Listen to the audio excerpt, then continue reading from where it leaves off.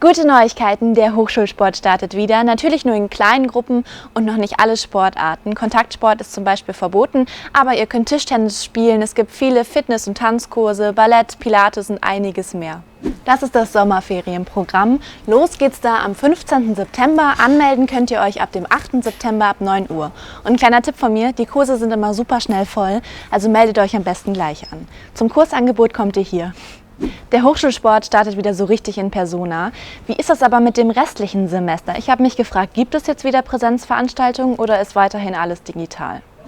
Es ist ein hybrides Semester, aber was heißt das eigentlich? Ganz einfach, einige Veranstaltungen sind wieder in Präsenzform, andere weiterhin nur digital. Alle Pflichtveranstaltungen sind aber weiterhin auf jeden Fall digital, damit niemand benachteiligt wird. Aber wer entscheidet eigentlich darüber?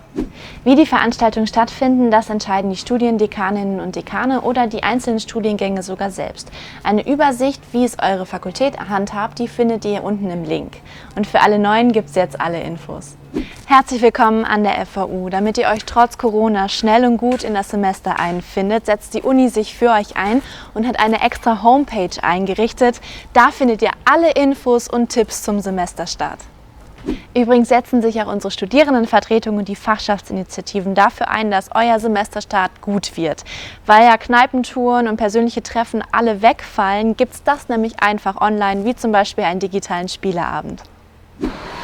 Wusstet ihr, dass die Stufe ein eigenes Haus hat? Da sind wir gerade und das könnt auch ihr nutzen, zum Beispiel für Besprechungen in euren Hochschulgruppen.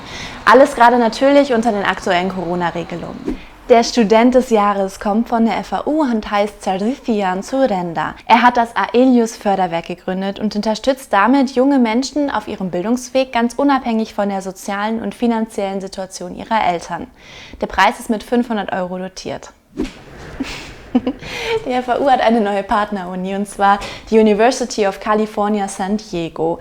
Da geht es aber nicht nur um gemeinsame Forschung, sondern auch Bereiche wie Austausch zwischen Studis und vieles mehr. Bald gibt es dann auch die ersten digitalen Veranstaltungen zusammen. Das Projekt Green Factory Bavaria soll den Ressourcenverbrauch in der Produktion minimieren. Seit 7 Jahren sind dort über 100 Unternehmen und 12 Forschungseinrichtungen am Werk. Wie das aktuell aussieht, das gibt's unten im Link. Außerdem dreht sich am 8. September beim Weltmarktführer Innovation Day in der Heinrich-Lades-Halle alles um das Thema Energie und Klima.